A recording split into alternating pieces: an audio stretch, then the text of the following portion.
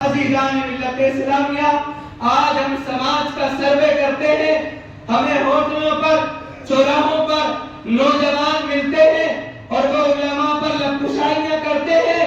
نادان، تجھے خبر نہیں، یہ علماء وہ ہے کہ دنیا میں بھی ان کی رہنمائی کی ضرورت ہے، اور جب دنیا سے جائیں گے نا، جنت کے اندر بھی ان کی رہنمائی کی ضرورت ہوگی۔ ان کے بغیر جنت میں بھی ہمیں صحیح رہنمائی نہیں مل سکتی۔ لہذا الحمدللہ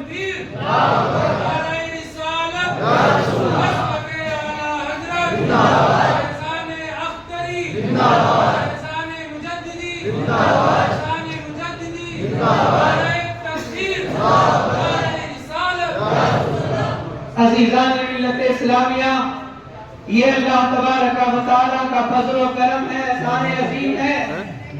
یہ سامنے تعریف نہیں ہے بلکہ یہ سچائی کا اظہار ہے، اس لیے کہ لوگوں اس وقت میں گمراہ کرنے والے، ہر طرف سے فسق و فجور میں مبتلا لوگ نہ جانے کیسی کیسی باتیں کر کے سادہ لوگ مسلمانوں کو اپنے دامن فریب میں اس طرح سے پھانس لیتے ہیں کہ اسے پتہ بھی نہیں چلتا، اور وہ دھیرے دھیرے اپنے مسلک سے ہٹ کر اس مسلک میں چلا جاتا ہے۔ اس لیے ضرورت ہے، اعلیٰ حضرت نے لکھا کہ علماء سے محبت کرنے والے بننا، تو انشاءاللہ عز و جل پھر تم راہ راست پر رہو گے، اور راہ راست پر جب رہو گے تو انشاءاللہ بوقت جزا شیطان کے شر سے بھی محفوظ رہو گے۔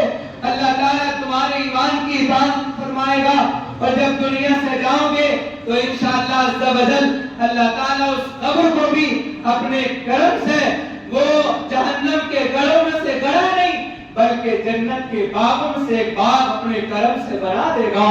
لیکن یہ کب ہوگا؟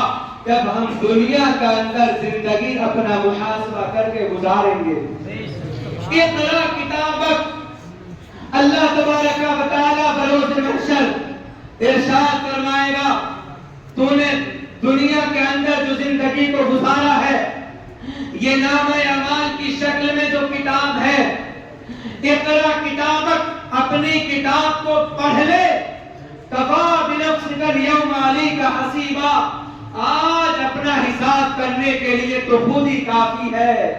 دنیا کے اندر لوگوں کی تعریف سن کر خوش مت ہوا کر، لوگوں کی تعریف سن کر اپنے آپ کو اعلیٰ مت سمجھا کر، فلا تزکوا انفسکم هو اعلم بمن اتقى، رب فرماتا ہے اپنے نفسوں کا تزکیہ کیا کر، تجھے خبر نہیں لوگ تو جھوٹی تعریف کر کے تجھے بنا دیتے ہیں اور تجھے نفس کو تیرے سرکش بنا دیتے ہیں۔ تجھے خبر نہیں کہ اللہ تبارک و تعالیٰ یہ جانتا ہے تم میں کون اللہ سے ڈرنے والا ہے اور کون مکار اور دھوکے باز ہے۔ عزیزان ملت،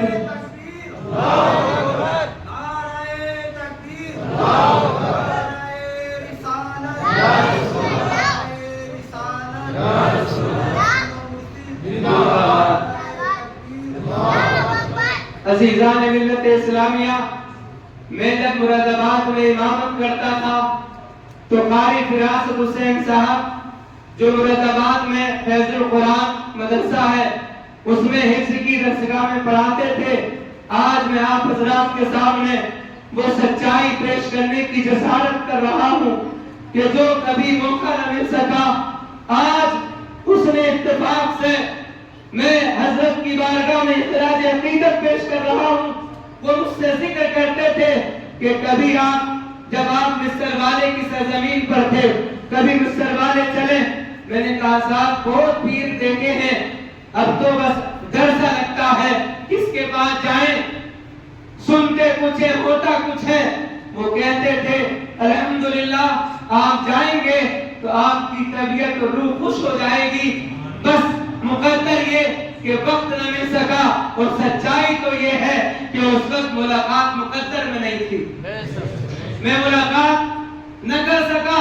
مراد آباد کئی مرتبہ ان کا آنا بھی ہوا، چونکہ آپ ملاقات کے لیے آتے تھے، میں نہ آ سکا۔ جب میں دھیمر ٹیڑے اللہ پاک نے میرا آب و دانہ یہاں پر رکھا اور امامت کی بات یہاں پر مکمل ہوئی تو میں نے دیکھا کہ ہمارے عزیز سعید صاحب ملازی ہر جمعرات کو کہیں جاتے ہیں، مجھے اس کا کوئی علم نہیں۔ ایک دن میں نے ان سے پوچھ لیا آپ کہاں جاتے ہیں؟ کہا میں سرور کھیڑے جاتا ہوں، وہاں ہمارے پیر ہیں۔ پھر کہا نام کیا ہے؟ کہا صوفی اختر حسین۔ میں تھوڑی دیر کے لیے ان سے کچھ نہیں کہا، میں خاموش رہا۔ پھر قاری فراست سے میری بات ہوئی، میں نے کہا صاحب آپ جو ذکر کرتے تھے وہ تو مصر والے میں تھے، یہ سرور کھیڑے کا ذکر کر رہے ہیں۔ کہنے لگے حضرت وہاں سے ہجرت کر کے سرور کھیڑا آ چکے ہیں۔ میں نے ان سے کہا مجھے لے کر چلنا، اس میں بھی کئی جمعرات نکل گئی تو میری کچھ مصروفیت وہ نہ آ سکے۔ ممکن ہے وہ یہ سمجھ رہے ہیں کہ نئے نئے امام آئے ہیں، وہ سمجھ رہے ہیں صاحب ہمارے پیر صاحب کے پاس چلیں، ہو سکتا ہے ان کے ذہن میں یہ بات ہو، لیکن اچھا گمان رکھنا چاہیے۔ کئی جمعراتیں گزر گئیں لیکن میں نے ان سے کہا مجھے لے کر چلیں۔ جب ایک دن اللہ پاک نے وہ ملاقات کا رکھا تھا وہ مجھے لے کر آئے، ملاقات کا شرف ہوا، الحمدللہ ثم الحمدللہ۔ جب میں حضرت کی بارگاہ میں چند لمحے بیٹھا، الحمدللہ ثم الحمدللہ، جو روحانیت ایک پیر کے اندر ہونا چاہیے، الحمدللہ میں نے اپنی آنکھوں سے اس چیز کو دیکھا اور میں کہا الحمدللہ بڑے بڑے علماء الحمدللہ اس چیز کا ذکر کرتے پائے گئے۔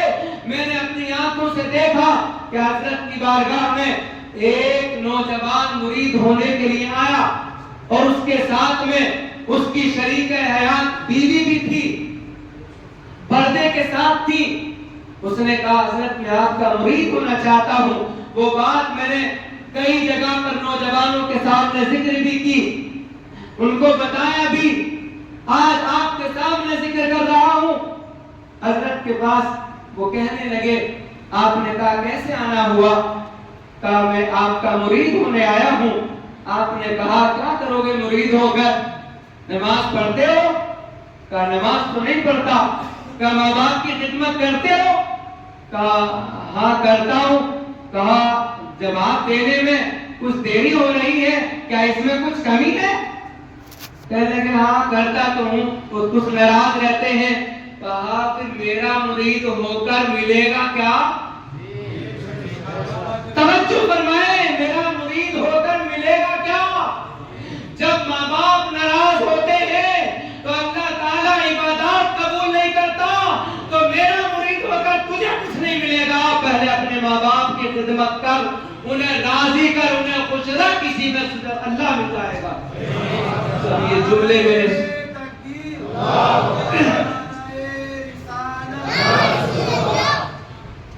وقت کی قلت ہے، چونکہ میرے بعد بھی معزز مہمان ہیں، لیکن میں مختصر اپنے وقت کو سمیٹنے کی کوشش کر رہا ہوں۔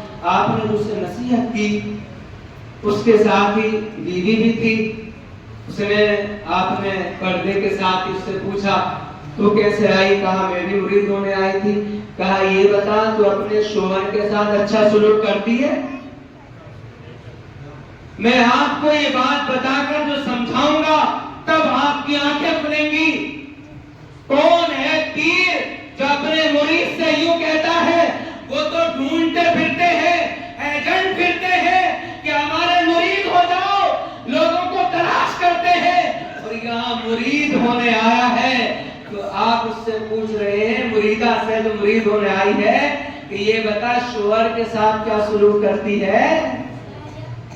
اس نے کہا ہاں اچھا سلوک کرتی ہوں۔ کہا سچ بتا، کہاں کبھی ناراضی بھی ہو جاتی ہے، بلند آواز سے بھی بول جاتی ہوں، کبھی خوش خفگی بھی ہو جاتی ہے؟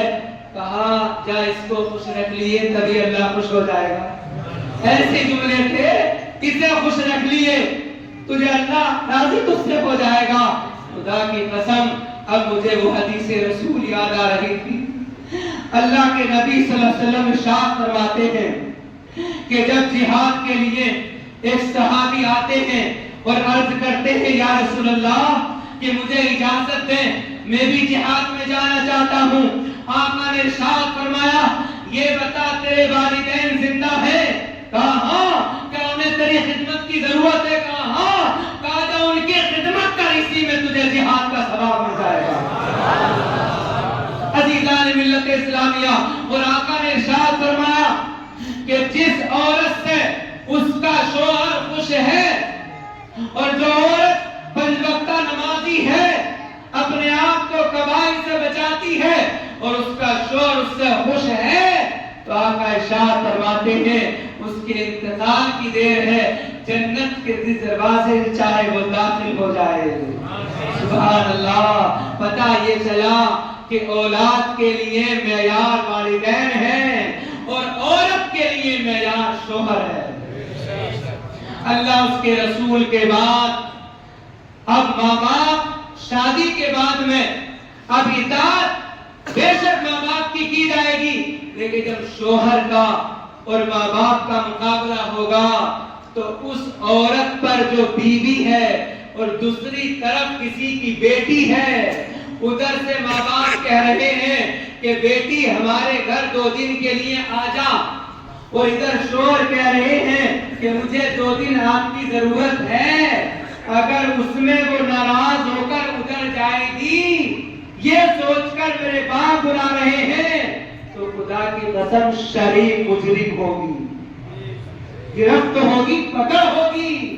اور شوہر اپنی خوشی سے اجازت دے دے تو سبحان اللہ، اور شوہر کی ناراضگی کے ساتھ جائے گی تو پھر اس باپ کو بھی چاہیے کہ اپنی بیٹی کو گنہگار نہ کرے، بلکہ اس سے کہے بیٹا اگر تیرا شوہر خوشی سے بھیج دے تو آ جانا، اور اسے ضرورت ہو تو اس کو پہلے سمجھنا۔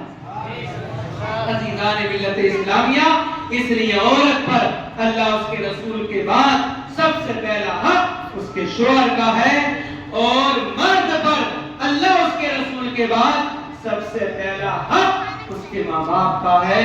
حضرت نے دونوں چیزیں واضح فرما دی کہ تو اپنے ماں باپ کو راضی کر، اور اس سے کہا اپنے شوہر کو راضی رکھ، اور اس کے بعد میں پھر آنا۔ تو الحمدللہ آج اسی عظیم ہستی کی بارگاہ میں خراج عقیدت پیش کرنے کے لیے جمع ہوئے۔ اللہ تعالیٰ اس مبارک رات کے صدقے میں ہمیں بھی سننے سے زیادہ سمجھنے کی عمل کی توفیق عطا فرمائے، اور معزز اسلامی بھائی جو آئے ہیں اللہ تعالیٰ ان کی بھی کوئی بات سمجھ میں آئی ہو تو ان کو بھی عمل کی توفیق رفیق عطا فرمائے، اور حضرت کے درجات میں بلندیاں عطا فرمائے، اور مولا تبارک و تعالیٰ جانشین سرکار صوفی اختر حسین صاحب قبلہ جو مولانا اشرف صاحب ہیں، اللہ تعالیٰ ان کی عمر میں بے پناہ برکتیں عطا فرمائے، اور جن ذمہ داریوں کو وہ چھوڑ کر گئے ہیں مولا ان کو جسمانی صحت برکت والی عطا فرما، مہلک بیماریوں سے